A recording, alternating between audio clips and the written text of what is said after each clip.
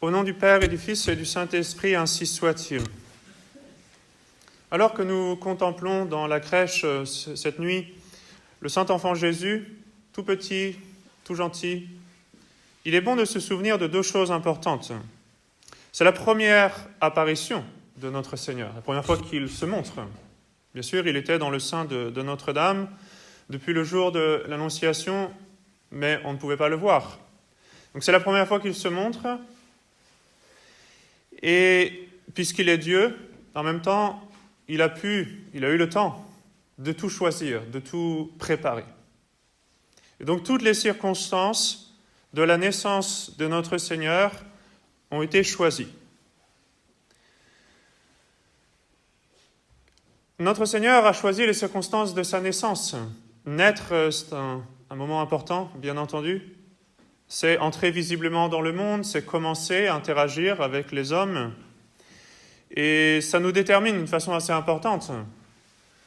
Une date très importante de notre vie, déterminante de notre vie, c'est le jour de notre anniversaire.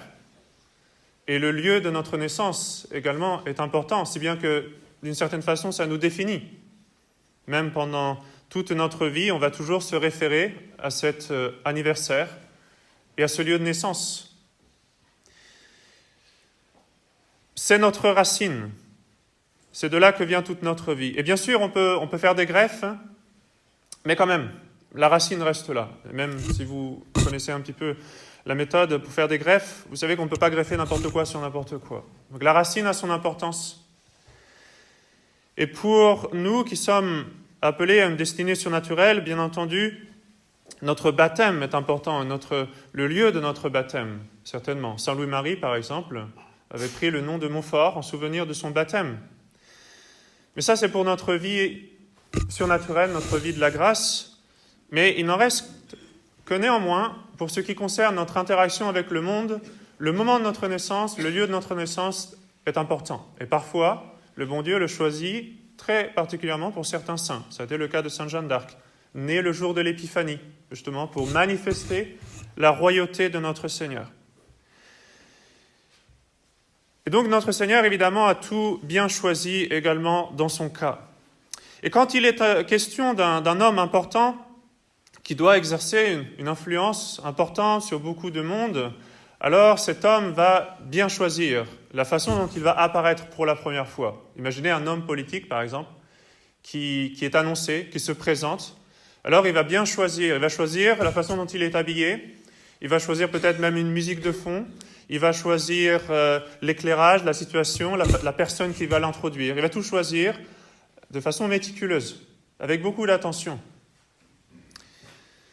Parce que cette première impression est importante. Elle nous manifeste l'esprit d'une personne, son attitude, ses maximes, sa façon d'être. Et après, ça reste gravé. On garde le souvenir de la première fois qu'on a vu une personne. Et en règle générale, on garde toujours cette impression avec nous, même si on ne s'en rend pas compte. Et donc cela est d'autant plus vrai pour notre Seigneur Jésus-Christ, qui n'est pas juste un homme politique qui doit régner seulement quelques années, qui n'est pas quelqu'un qui doit avoir une influence seulement sur certaines personnes. C'est le Sauveur du monde. C'est le Sauveur du monde. Il n'y a pas d'homme plus important et il n'y en aura jamais de si important. Et puisqu'il est Dieu, il a eu toute l'éternité pour y réfléchir. Parfois, l'homme politique, il peut être pris un peu de court, puis il est pris aussi par les moyens. Il ne peut pas faire tout ce qu'il veut. Et le bon Dieu, lui, maîtrise tout. Et on le voit d'ailleurs dans l'accomplissement des prophéties. Il devait naître à Bethléem, et s'il faut, il va se servir même de l'empereur romain, qui, sans le savoir, va être un instrument de la providence divine, pour que notre Seigneur naisse effectivement à Bethléem. Donc toutes les circonstances de la nuit de Noël sont bien choisies. Et le bon Dieu les a voulues. Et ces circonstances, certainement, font un contraste avec les manifestations antérieures de Dieu. Pensez par exemple à ce qui s'est passé sur le mont Sinaï, quand le bon Dieu a sauvé un peuple d'un esclavage temporaire. Le peuple élu, le peuple juif, devait être tiré d'Égypte. Et alors, c'était le tonnerre, les éclairs sur le mont Sinaï, et bien sûr, il y a eu les plaies d'Égypte, pour manifester la la majesté de Dieu, sa puissance. C'est tout autre chose que nous voyons ce soir dans la crèche. Et pourtant, il ne s'agit pas seulement de délivrer un peuple d'un péril temporaire, les Égyptiens, le Pharaon, et ce n'est pas uniquement de faire entrer ce peuple dans une terre promise, mais qui reste une terre terrestre, un lieu temporaire. Là, il s'agit du salut éternel que notre Seigneur Jésus-Christ vient nous donner, vient nous apporter. Il s'agit de la libération de tous les hommes. Donc c'est d'autant plus important. Ce n'est pas uniquement la loi de l'Ancien Testament qui va nous être donnée, c'est la loi du Nouveau Testament, Testament éternel. Alors tout cela est très important. Alors regardons l'enfant Jésus de plus près en réfléchissant aux circonstances que l'enfant Jésus a choisies. D'abord, comme je l'ai dit, il a accompli les prophéties. Et donc, il nous montre par là une obéissance. Il a fait les choses comme son Père éternel l'avait déterminé, comme les prophètes l'avaient dit. Et puis, il se présente à nous comme un petit enfant. C'est la forme la plus attrayante. On peut avoir une impression un petit peu froide avec quelqu'un que l'on ne connaît pas trop, on ne sait pas trop comment, on est un peu embêté, on ne sait pas trop comment commencer une conversation. Mais avec un petit enfant, alors là, on n'a peur de rien. C'est très facile de parler avec un petit enfant. Et les petits enfants sont tout simples. On n'a pas peur d'être rebuté. C'est un petit enfant. Pas de feu, pas de tonnerre, un petit enfant aimable et des vagissements de petit enfant. Voilà ce que l'on trouve à Bethléem. Il nous apparaît comme pauvre et abandonné. Tout lui manque. Et il l'a voulu ainsi. Même la pauvreté de Nazareth n'était pas suffisante. Il fallait davantage encore. Et donc notre Seigneur, par sa providence divine, a permis que les choses se passent comme elles se sont passées. Pensez à ça, la pauvreté de Nazareth n'était pas assez. Il a voulu plus. L'obscurité de Nazareth n'était pas assez. Il a voulu encore plus. Il a voulu arriver dans un endroit où il n'y aurait personne pour l'accueillir. Il a voulu naître dans le silence de la nuit, alors que tout le monde soit est occupé à faire la fête, ou soit dort, tout simplement.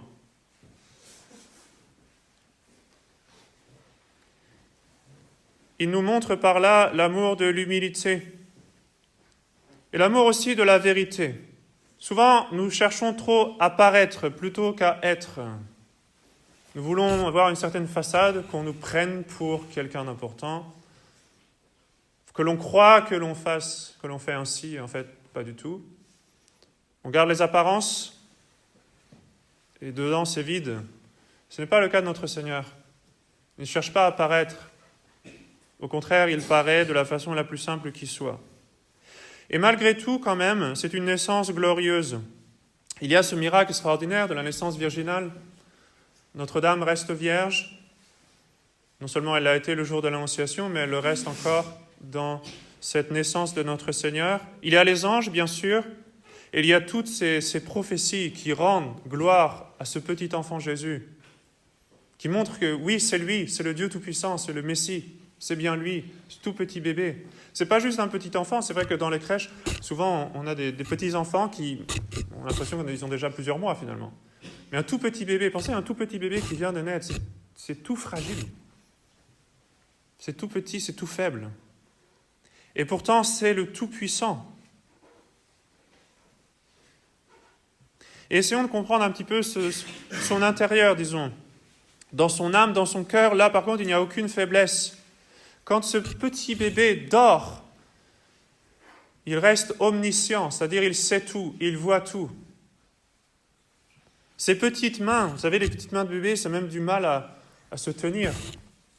À la limite, vous pouvez mettre un doigt, il s'accroche un petit peu, et puis c'est tout. Ces petites mains gouvernent l'univers. Ces petites larmes rachètent les hommes. Et son petit cœur est consumé d'amour et fait l'admiration des séraphins les plus fervents. C'est déjà un petit Sacré-Cœur dans la crèche de Bethléem. Et pourquoi ?